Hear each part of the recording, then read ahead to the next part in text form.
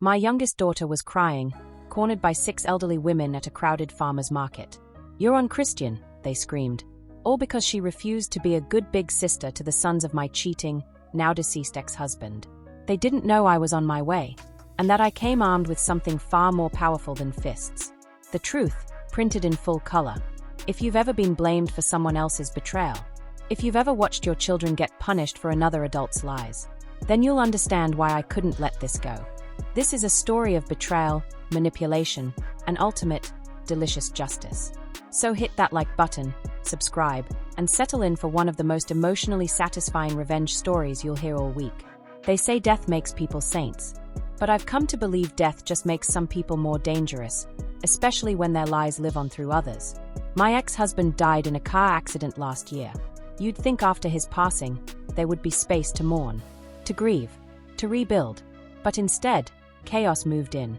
You see, before he died, he left behind more than just unanswered questions. He left behind 2 sons. Sons that weren't mine. Sons born from an affair. His mistress, the woman he'd been seeing behind my back, died in the same accident, leaving those 2 boys orphaned. And me. He left me with trauma. And 2 teenage daughters who had been the ones to discover his affair. They were the ones who'd found the messages, the photos. They were the ones who'd cried in my lap, asking me if this meant we were getting a divorce. We were. And then he died before we could finalize it. You'd think his parents, my ex-in-laws, would want peace after such tragedy. Instead, they went on a righteous crusade. First, they tried to take custody of my daughters. Can you believe that? They said I was emotionally unstable, that the girls needed a strong Christian influence.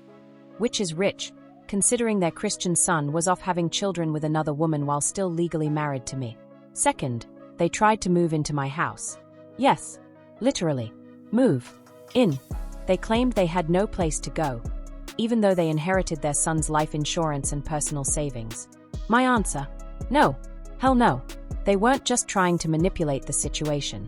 They were trying to erase me, and worse, use my daughter's grief as a tool. Fast forward to last weekend.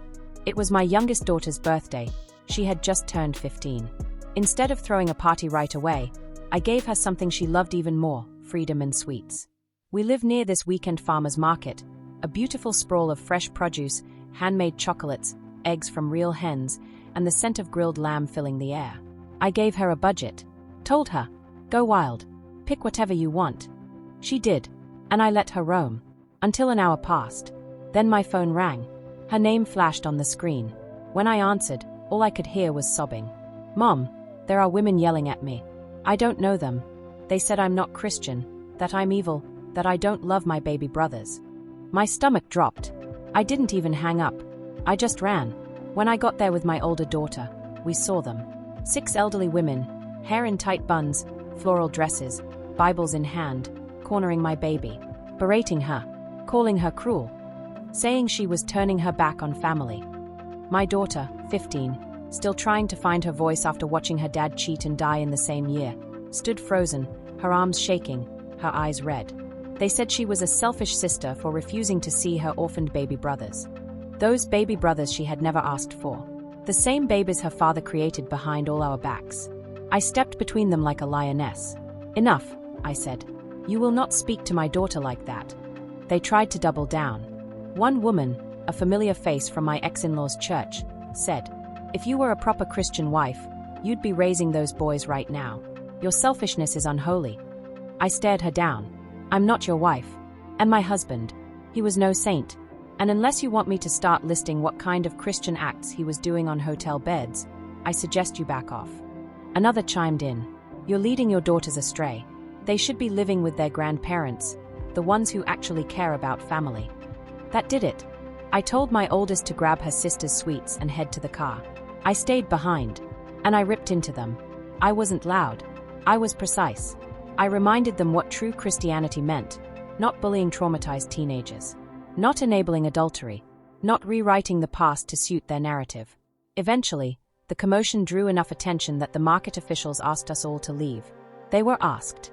I walked. And those 6 women, they followed me like vultures, all the way to the parking lot, still muttering Bible verses like they were casting a curse. Later that night, after my daughters were in bed, I messaged a friend of mine who still attended the same church.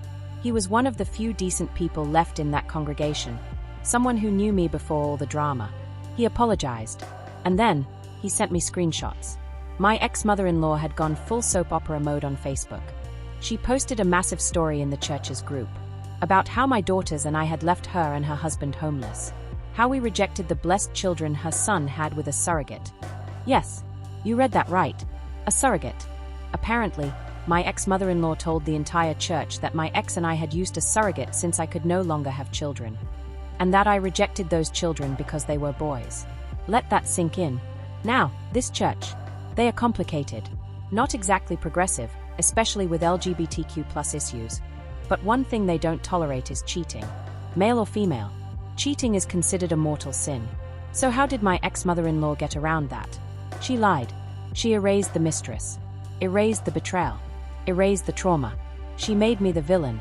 She turned my children, the real victims, into the cold-hearted oppressors. That night, as I stared at those posts, something snapped. I was tired of protecting the legacy of a man who had destroyed our family. I was tired of being silent while my daughters were being slandered. And unlike most people, I had proof. The next morning, I woke up calm. Not numb, not shaking, just focused. My ex was dead. My marriage was over. But the lies his family was telling, they were still alive, infecting the people around us, twisting our story. And I had something they didn't. Receipts. Literal ones. See, since I was mid-divorce when he died, I had a full archive of our case. Open file folder screenshots of texts with his mistress. Open file folder selfies he'd taken in our home, with her. Open file folder emails where his parents encouraged him to follow his heart. Open file folder voicemails from them harassing me, begging me to end the divorce quietly. Open file folder, and worst of all, screenshots of messages sent to my daughters after his death, blaming them for breaking up the family. One even called my daughters bastards.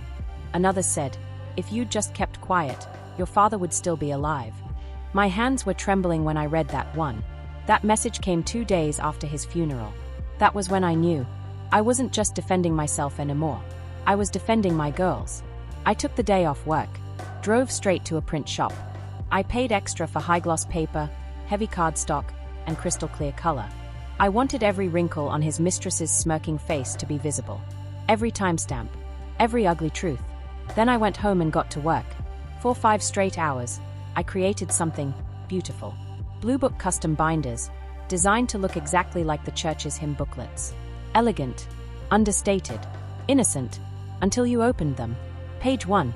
A photo of my ex, shirtless, kissing his affair partner in our living room, the baby gate still behind them. Captioned, ex-husband's name and affair partner's name, a love story, the truth behind the lies. Page 2. A timeline of his cheating, his financial support of the other woman, and the date of birth of their sons, who were conceived while I was still married to him. Then emails, texts, screenshots, one after another, and just before the final page, the punch to the gut, a full transcript of the messages sent to my daughters. The shaming, the manipulation, the sheer cruelty. Then, the final page, a quote from their own church newsletter, dated 6 months prior. There is no justification for adultery in the eyes of God. I smiled. Sunday morning, I pulled into the church parking lot. Sunglasses on, hoodie up, no eye contact. Just a grieving widow bringing back some hymn booklets. No one questioned me. Inside the foyer was a table where people picked up their praise and worship binders. I casually placed 6 of mine in the stack, one for each of the women who attacked my daughter at the market. Then I turned and left. I didn't need to see it happen. I just needed to light the fuse. And wait. By noon, my phone was blowing up. Screenshots from Facebook. Voicemails from gasping neighbors. Even a text from my friend inside the church that just said, "You did this, didn't you?" The reaction was immediate. The binders were discovered before the second hymn was finished. Someone had opened one and gasped loud enough to stop the music. People started whispering, then shouting. One woman fainted. Another screamed, "Blasphemy." Not at me, but at my ex-in-laws. Because the jig was up. The church knew. They knew the surrogate story was a lie. They saw the dates, the names, the faces. And worse, they saw how the grandparents had verbally abused 2 teenage girls who'd just lost their father. By Monday morning, It was chaos. My ex-mother-in-law's Facebook post was gone. In its place, a long rant about privacy, betrayal, and how no one cares for the elderly anymore. She claimed someone had doctored the binders. No one believed her. The pastor himself had to step in on Facebook to calm the flood of comments. He tried to downplay it, but it was too late. Church members began demanding accountability. A few extremist voices tried to defend my ex's parents, but even they couldn't justify the messages calling my girls evil and responsible for their father's death. The real stinger, the church, trying to save face, publicly stated that my ex-in-laws had stepped down from all community roles. Translation: they were kicked out.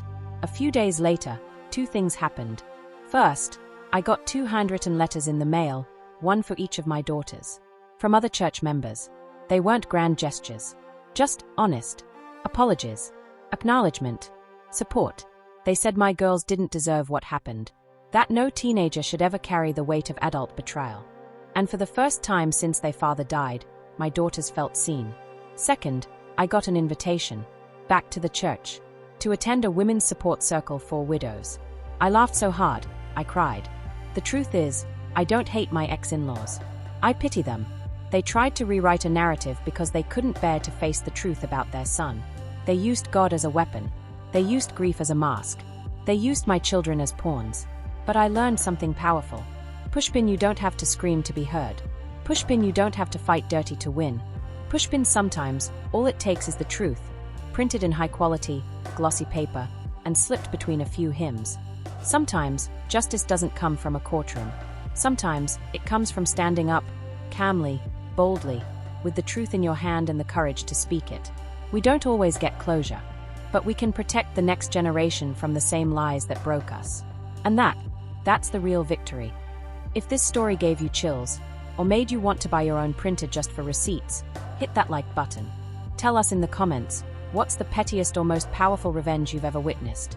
And don't forget to subscribe for more true stories where karma hits like a freight train.